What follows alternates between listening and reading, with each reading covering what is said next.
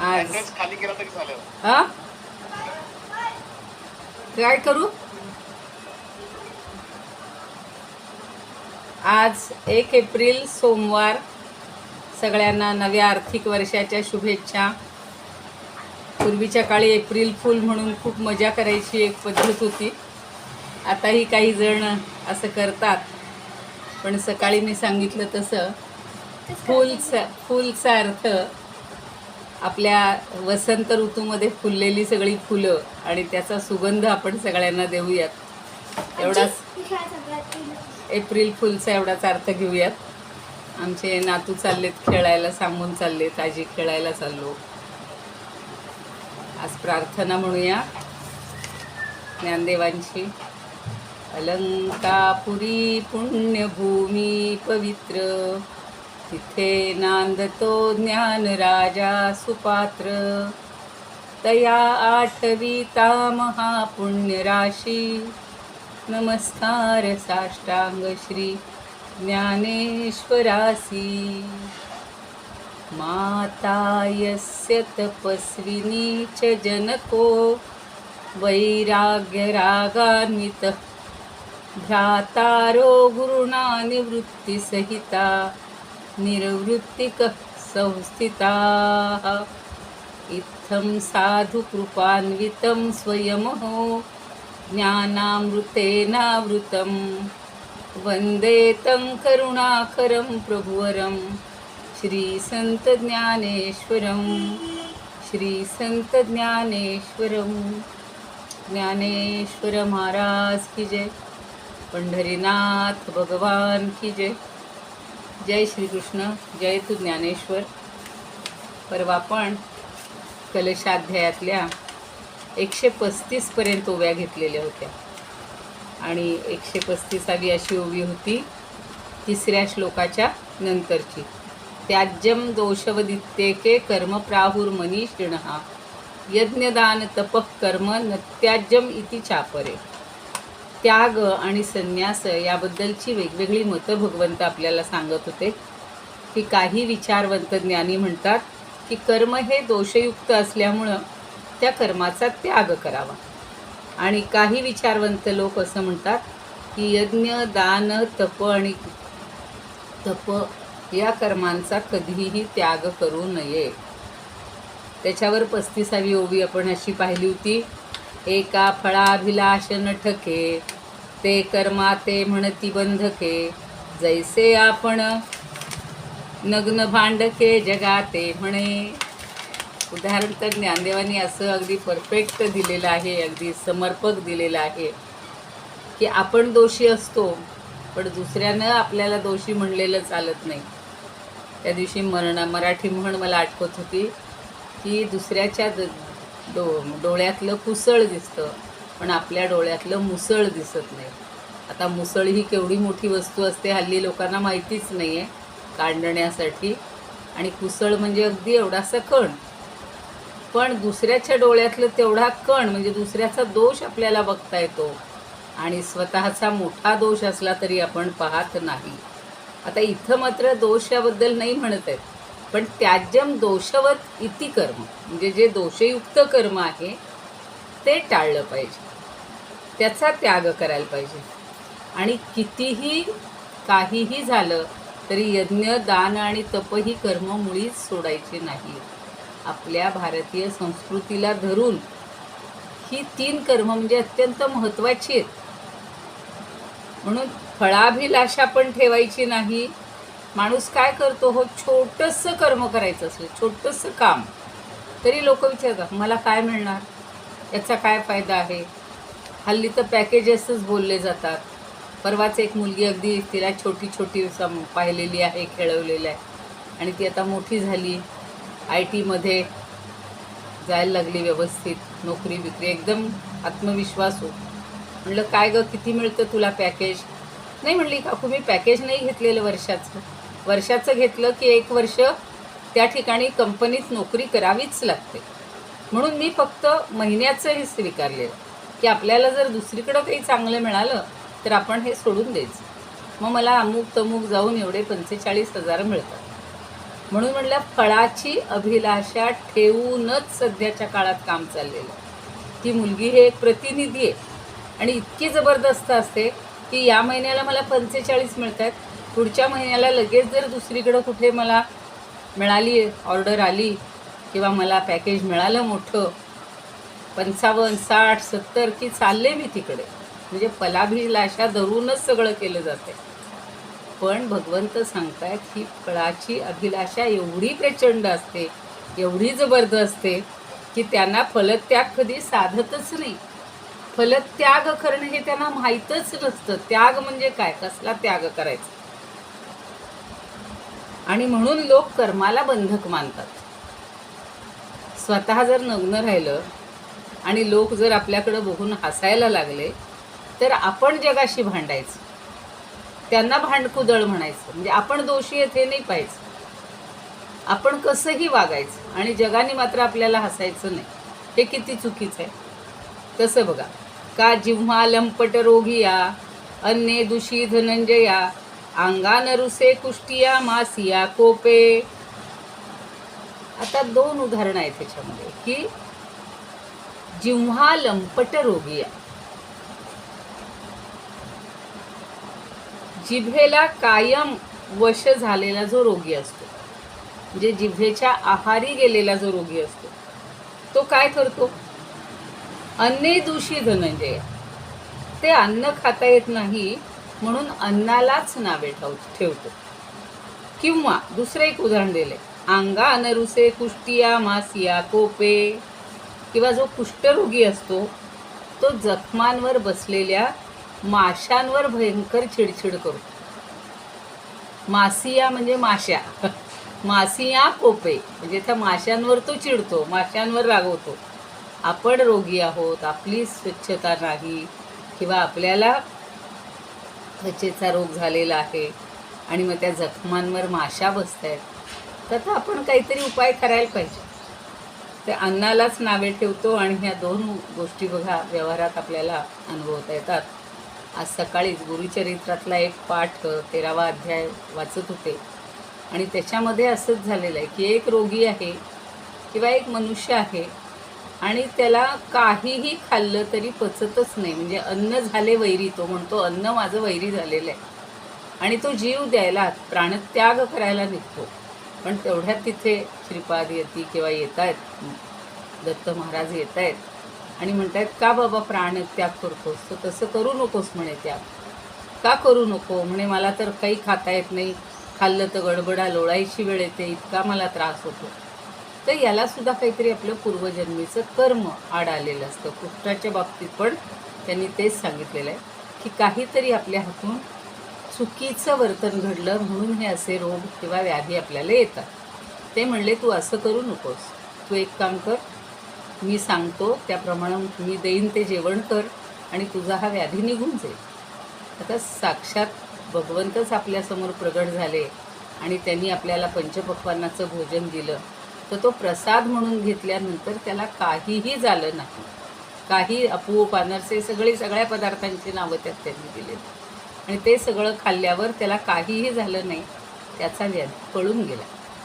पण त्या भगवंतावर किंवा त्या गुरूंवर इतकी श्रद्धा पाहिजे की ते सांगतील ते आम्ही करू.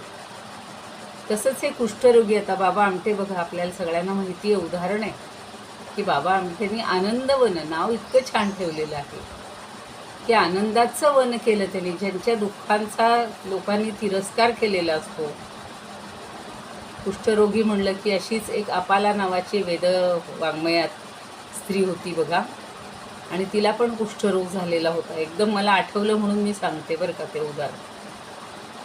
तर तिला लग्न झालं आणि तो कुष्ठरोग झाला.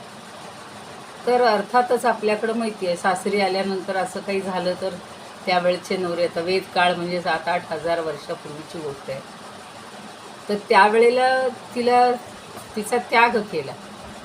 नवऱ्यानं सोडून टाकलं तिला की नको, इथं येऊ नकोस, राहू नकोस, तुझ्यामुळे आम्ही सगळे दूषित होऊ. मी सुद्धा पाहिलेलं आहे बघा, लहानपणी हे असे कुष्ठरोगी रस्त्यानं बसलेले असायचे बघा आणि त्यांना कोणी काही देणार नाही, त्यांना काही खायला मिळणार नाही किंवा हे अत्यंत त्यांची वाईट अवस्था झालेली असायची. पण आता त्याच्यावर सुद्धा इलाज होऊ शकतो हे त्या वेदात सांगितलेलं. ती माहेरी आली आणि तिचे वडील ऋषीच असतात एक, आणि ते म्हणतात की ठीक आहे, तू इंद्राची प्रार्थना कर. आणि ती रोज काय करायची, इंद्राचं स्तवन करायची, स्तुती करायची. आणि इंद्राला सोम नावाची वनस्पती फार आवडते, म्हणून ती सोम नावाची वनस्पती तशी औषधी पण आहे. तर तिचा रस काढायचा आणि तो इंद्राय इंदो वृद्धश म्हणजे त्याला द्यायची, ती अर्पण करायची, श्रद्धेनं अर्पण करायची.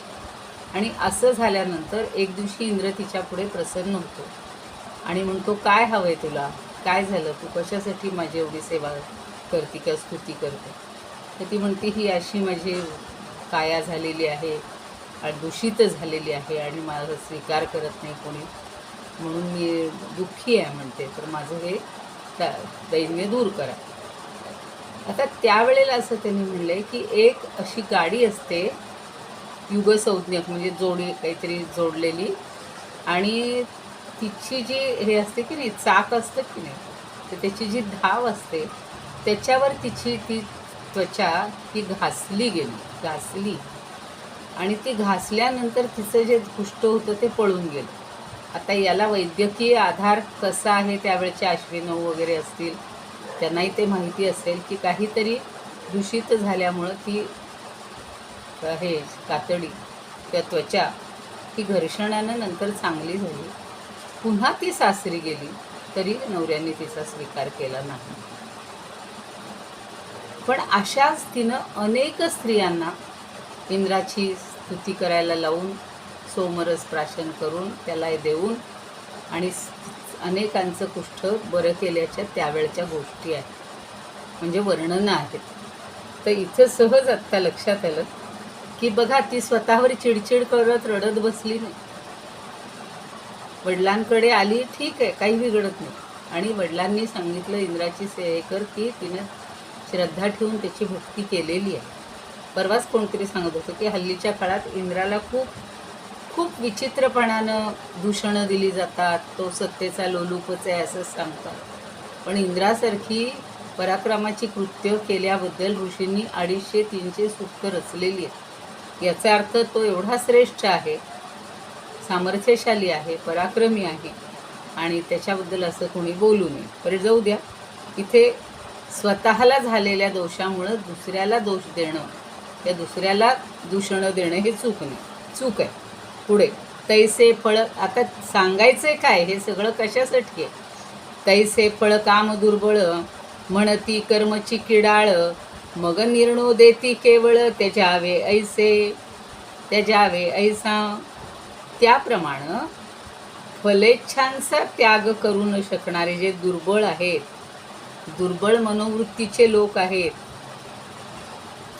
फळकाम दुर्बळ, ज्यांची मनं अतिशय दुबळी आहेत, तेच या फळांची अपेक्षा करतात. मन मोठं करा, बघा, म्हणून त्यांनी म्हणले ना बहिणाबाईंनी, मन एवढ केवढ एवढ एवढ जसा खाकसचा दाणा, मन केवढ केवढ आभा यात भीमायेना.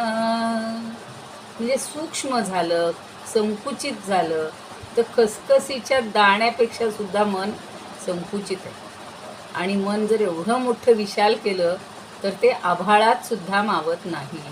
तेच इथं ते सांगतायत की फलेच्छांचा त्याग करू न शकणारं हे दुर्बळ मन ज्या लोकांचं असतं ते लोक कर्माला वाईट म्हणतात, नावं ठेवतात, आणि मग म्हणूनच कर्म टाकावं असं ते म्हणतात, किंवा कर्माचा त्याग करावा असा निर्णय घेतात. म्हणून लोक म्हणतात आपण त्या मार्गाला जातच नाही बाबा, तिकडे जाऊन आपला काही फायदाच नाही आहे, कारण कर्माचं फळच हवं असतं, त्याचं त्याग ही फारच लांबची गोष्ट आहे. म्हणती कर्मची किडाळ म्हणजे दूषित, जसं आपण किडाळ हा शब्द सोन्यासाठी पण हिणकस असा वापरलेला होता, तसं इथं ते सांगतो की म्हणून कर्माचा त्याग केला पाहिजे. त्याग करणं आत्ताच बघा त्या श्रीधर वैद्यांनी खूप छान सांगितलं की हा देह एका दृष्टीनं आपल्याला मिळालेलं मोठं साधन आहे, पण ती देहबुद्धीतच आपण अडकून पडतो. पण त्याच्या साधनानं आपण किती गोष्टी करू शकतो. मला सुद्धा त्यांची मतं फार पटली, की ज्याला शिकायचं आहे तो शिकू शकतो, ज्याला कलेमध्ये प्रावीण्य मिळवायचे तो कला करू शकतो, ज्याला चांगलं शासन करायचं आहे, अनुशासन करायचं आहे, तो रामासारखा प्रजेला सुखी ठेवू शकतो, ज्याला लिखाण काम करायचे तो लेखक होऊ शकतो, ज्याला गायचे तो गाऊ शकतो. आता बघा ना, इतके चांगले आपले गायक, अगदी लता मंगेशकर काय, सगळ्या महिला तर आहेतच, पण पुरुषसुद्धा किती, वसंतराव देशपांडे होते, भीमसेन जोशी होते, सुधीर फडके होते. आता त्यांचीच पुढची पिढी चालू आहे. म्हणजे फक्त काय आहे की तुम्ही त्याच्या फळाची अपेक्षा करू नका. आता कीर्तनकार चांगले होते, आता आपले बुवा आहेत, त्यांचे वडील होते, पण त्या कीर्तनकारांनी सुद्धा मला बिदागी किती देणार, तर मी येतो, माझा जाण्याचा खर्च, मग मला गाडी पाठवा, ही काहीही अपेक्षा न ठेवता भगवंताचं संकीर्तन करायचं हे माझं कर्तव्य आहे, या बुद्धीनं जर ते करत राहिले कुणाला काहीही कमी पडत नाही. अहो, त्या गोंदवलेकर महाराजांकडे ढिगाणी म्हणजे गाड्या भरून सामान आणि सगळं यायचं. ते फक्त रामावर भार ठेवत होते, रामावर विश्वास ठेवत होते, आणि सगळं सतत रामनाम घेतल्यामुळं त्यांना काहीच आयुष्यात कमी पडलं नाही. आता पुढे म्हणून काय सांगतायत, यज्ञदान तपक कर्म, त्याचा संदर्भ आता घेत आहेत. काही जण असं म्हणतात, एक म्हणती यागादिक करावेची आवश्यक, जे या वाचुनी शोधक आन नसे. काही लोक म्हणतात की यज्ञ यागादी जरूर करावं, ते आवश्यक कर्म आहे, कारण यज्ञाशिवाय चित्त शुद्ध करणारा दुसरा मार्ग नाही. जे या वाचुनी शोधक आन नसे म्हणजे अन्य नसे. यज्ञाशिवाय दुसरं चांगलं पवित्र किंवा शुद्ध चित्त शुद्ध करणारं दुसरं साधनच नाहीये. म्हणजे इतकं यज्ञ, त्यातलं प्रत्येक, परवा आपण दानाबद्दलही बोललेले होते की दान करणं हे सुद्धा अत्यंत श्रेष्ठ कर्म आहे. तर ते का करायचं, आपल्याजवळ आहे ते जर आपण इतरांना दिलं तर अनेक जण सुखी होतात.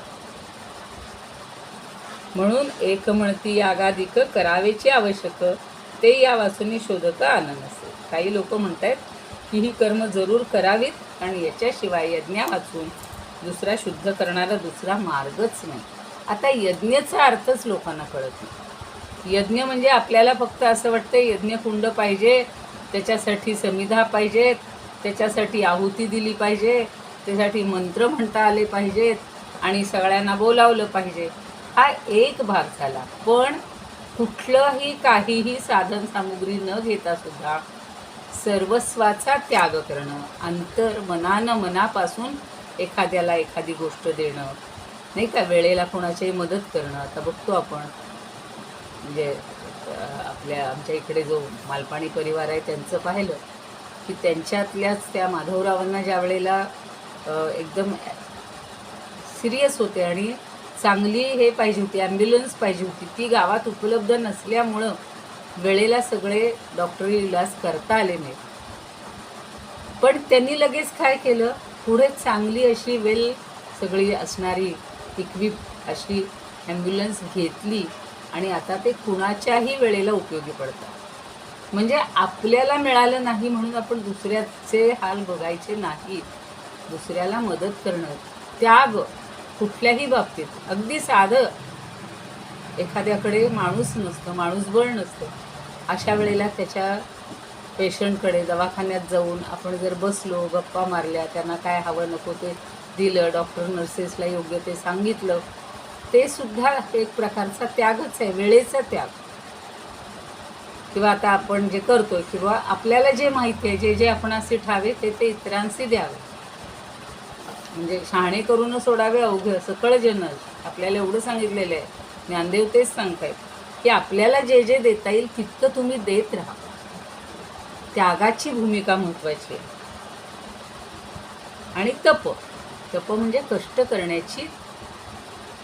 आजच कशात वाचत होते, विनोबांनी जे 14व्या अध्यायावरचं केलेलं आहे त्यांनी इतकं सुंदर दिलेलं आहे की लोकांना कष्टच नको आहे. ऐशारामात बसून सगळं मला मिळायला पाहिजे. मरस्तवर कामं करणं ही इच्छाच नाही आहे. साधं झाडांना पाणी घालणं, आपलं घर अंगण स्वच्छ ठेवणं, जे काही घरातल्या सगळ्या गोष्टी जिथल्या तिथं ठेवणं, हे सगळे कष्ट आहेत आपल्यासाठी. हळूहळू पूर्वीचे बघा लोक स्वतःचे कपडे स्वतः धुवायचे, आंघोळ झाल्या स्वतः वाळत त्या दांडीवर टाकणार, हात पोचले नाही तर काठीनं टाकणार. स्वतःची कामं स्वतः करणं एवढं जरी केलं तरी ते एक प्रकारचं तपच आहे. आपण दुसऱ्यांवर अवलंबून राहतो ते राहायचं नाही. ठीक आहे. आता म्हणून पुढचा काय म्हणतात बघा. मनशुद्धीच्या मार्गी जयी विजयी भावे वेगी, तै कर्म सबळा लागी आळसून की जे. तेच पुढं सांगितलेलं आहे की जर आपल्याला चित्तशुद्धी व्हावी असेल, मनशुद्धी चित्तशुद्धी लवकर व्हावी अशी जर इच्छा असेल तर कर्माचं आचरण करण्यास आळस करू नये. तामसी वृत्तीचे लोक 3 गोष्टी त्याच्याकडे जास्त असतात. आपण पाहिले, निद्रा, आळस आणि प्रमाद. म्हणून इथे पुन्हा पुन्हा ते सांगतायत. आता काय करणार आहेत या अध्यायात?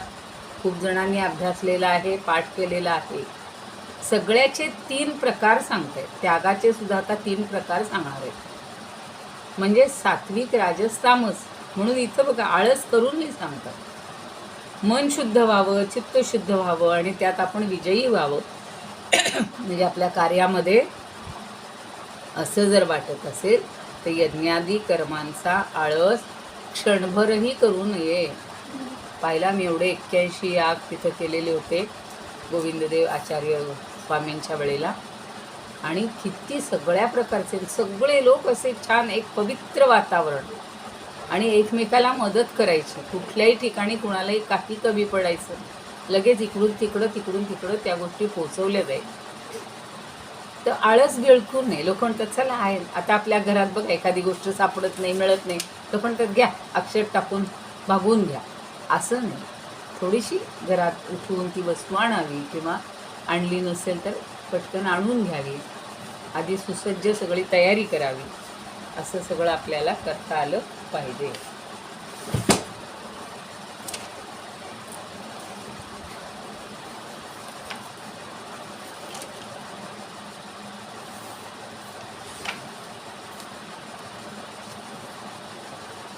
स्वरूपानंदांच्या ओव्या पाहूया.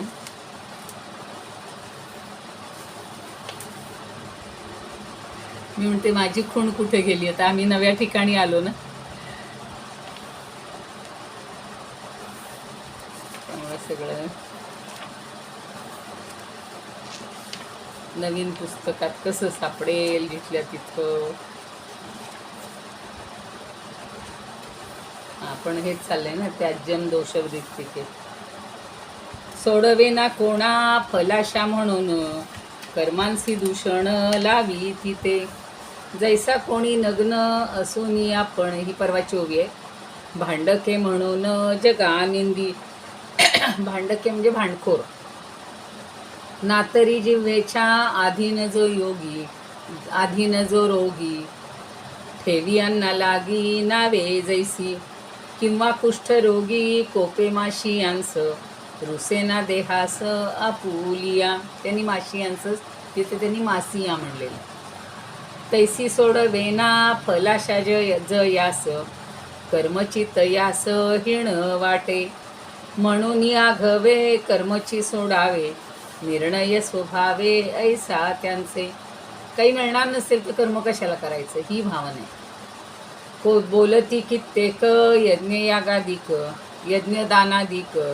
कर्मे आवश्यक करावीच, पाहू जाता चित्त शुद्धीचे साधन. जगी या वाचून दुजे नाही. आपुली सत्वर चित्तशुद्धी व्हावी, ऐसी चाड जीवी वसे जरी. तरी चित्तशुद्धी कराया समर्थ, कर्म जे किमर्थ त्याजावे ते. म्हणजे आवश्यक कर्म आहे ते का बरं सोडायचं, त्याचा त्याग का बरं करायचा, तर तसा त्याग करू नये. आणि क्षणभरही त्या बाबतीत आळस करू नये. ते एक संस्कृत सुभाषित आहे. आलस्यम हि मनुष्याणाम विपुः, म्हणजे तो एक मोठा आळस हा माणसाच्या जीवनाचा शत्रू आहे. आता एक छान उदाहरण पुन्हा देतात बघा. मगाशी सांगितलं तसं, भांगाराथी शोधावे तरी आगी जेवी नुबगावे, का आरिसया लागी साचावे अधिक रज. शब्दरचना कशी छान असते बघा. भांगार म्हणजे सोनं जे अशुद्ध असतं त्याला भांगार म्हणतात. आथी शोधावे, म्हणून सोनं जर शुद्ध करायचं असेल तर ते आधी तरी आगी जेवी नुळगावे. अग्नीमध्ये सोनं टाकलं तरच ते शुद्ध होतं. म्हणून अग्नीमध्ये सोनं घालण्याविषयी कंटाळा करू नये.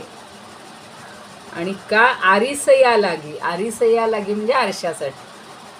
आरशात जर पाहायचं असेल तर का आरिसया लागी साचावे अधिक रज.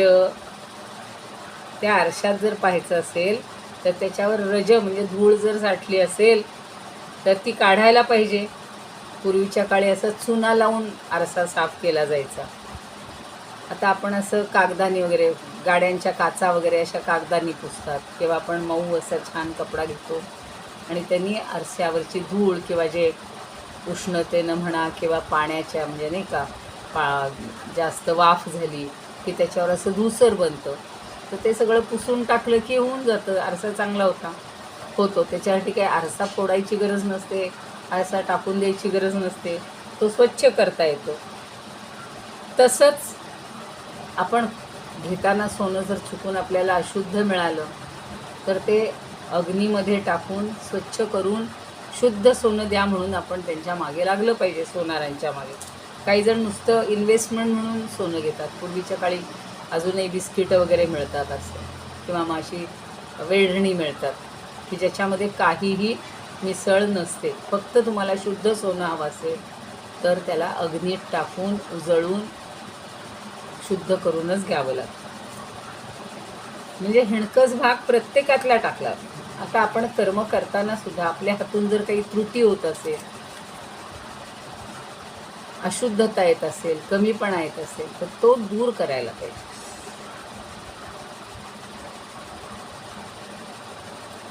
आता असा कंटाळा कर्माच्या बाबतीत करून उपयोगी नाही.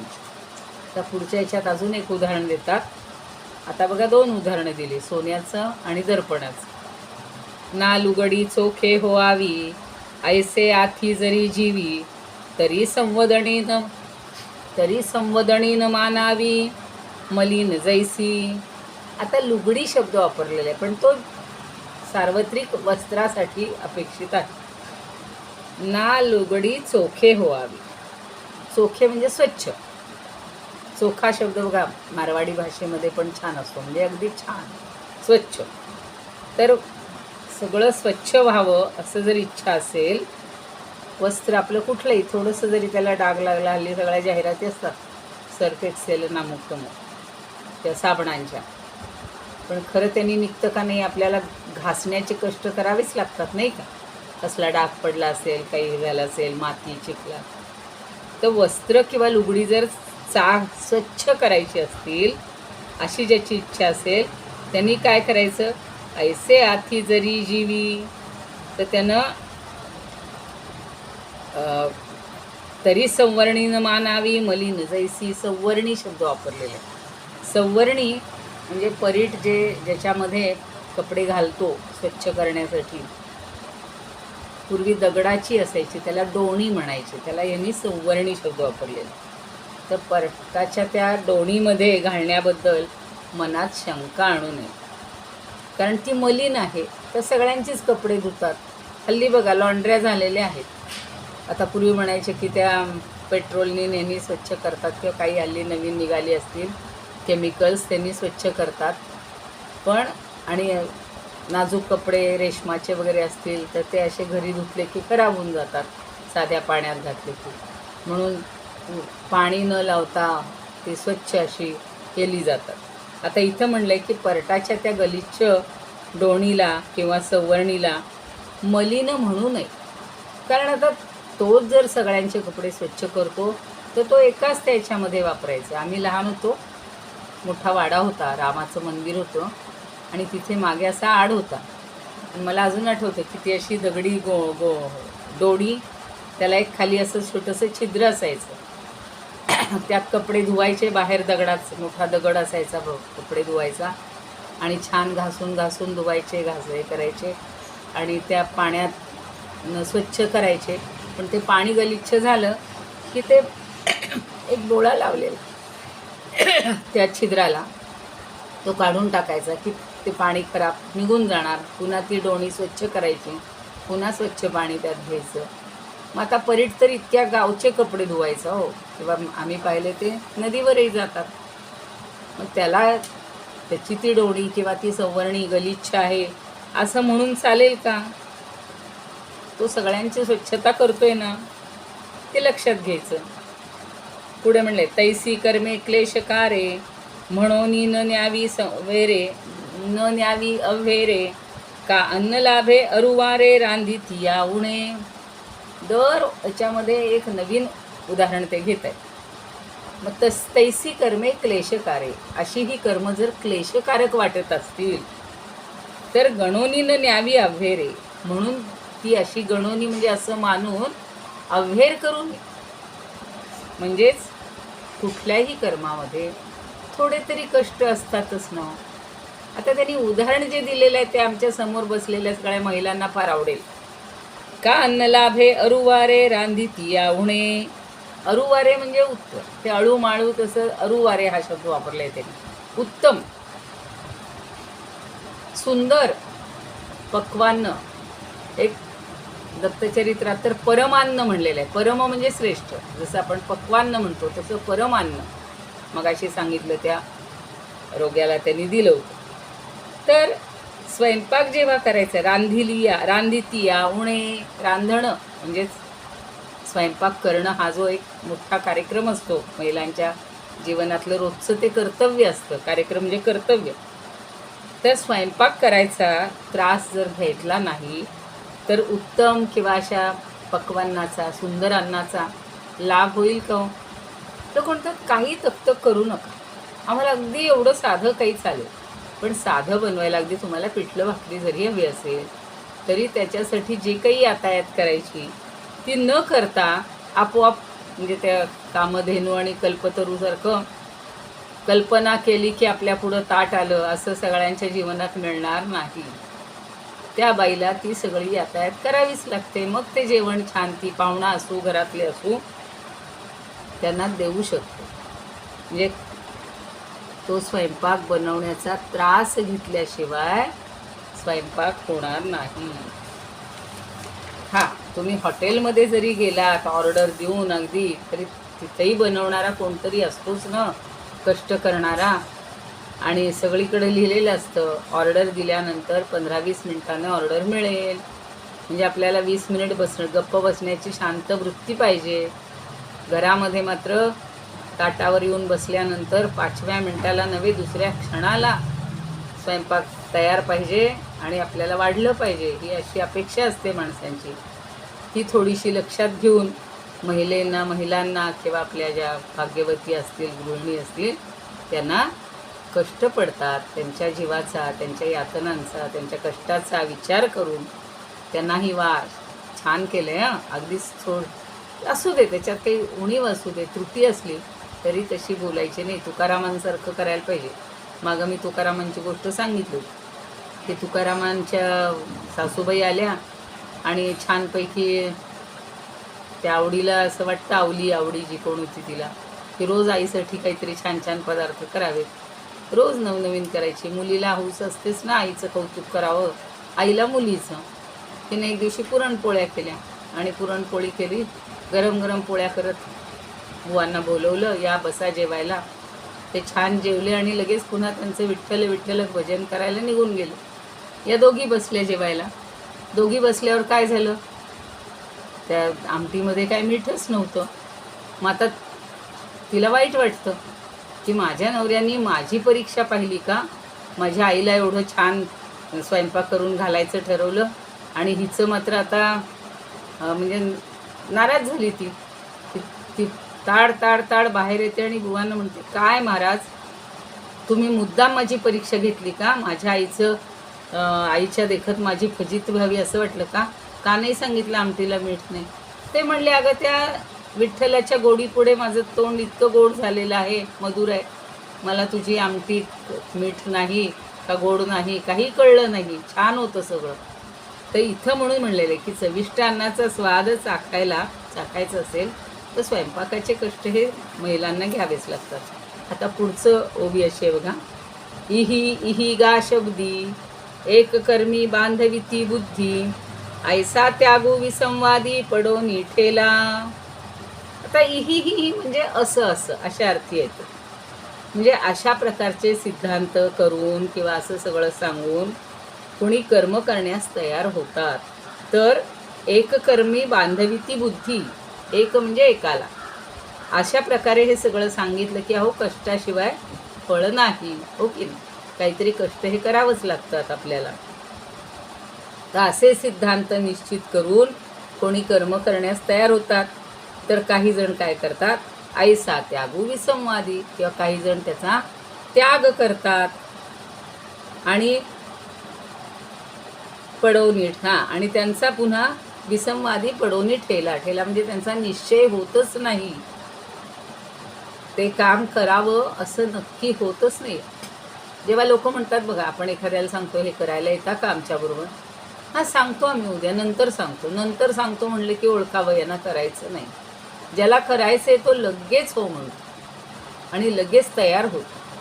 आता तिथे काही जण कर्म करण्यास तयार होतात, तर काही जण ते रेंगाळत ठेवतात, बुद्धीच्या पातळीवर रेंगाळत ठेवायचं, आणि ते कर्म कसं आहे, हे आवश्यक आहे हे थोडं स्वतःला आधी समजून घेतात, आणि मग कर्मच त्यागाविषयी विसंवाद निर्माण झाला आहे. कर्मत्यागाच्या बाबतीत विसंवाद म्हणजे नक्की काय करायचं हे कुणाचा निश्चय होत नाही, याला विसंवाद म्हणलेला. आपण संवाद, सुसंवाद, विसंवाद हे 3 शब्द वापरतो. इदमुपकर्तुं भुवन मंडलम समुदितमिव भास्करम सादरम वंदे ज्ञानेश्वरम. त्रिभुवन माता भगवद्गीता लोकमंगला लोकविश्रुता लोकहितं संततं ध्यायता येन ज्ञानेश्वरी विरचिता. श्रुत्वा प्राकृतगिरं सादरं वंदे ज्ञानेश्वरं सादरं वंदे ज्ञानेश्वरम्.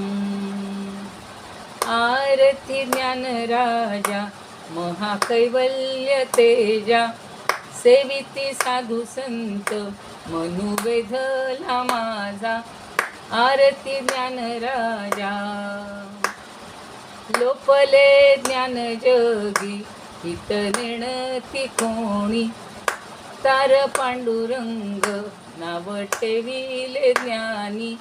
आरती ज्ञानराजा प्रगट कनकाचे ताट करी उभ्या गोपिका नारी. नारद तुंबरू हो सामगायन करी. आरती ज्ञानराजा प्रगट गुह्य बोले विश्वब्रह्मची केले. रामा जनार्दनी पायी मस्तक ठेविले. आरती ज्ञानराजा महाकैवल्य तेजा, सेविती साधू संत मनुवेधला माझा. आरती ज्ञानराजा. ज्ञानेश्वर महाराज की जय. पंढरीनाथ भगवान की जय. जय तू ज्ञानेश्वर.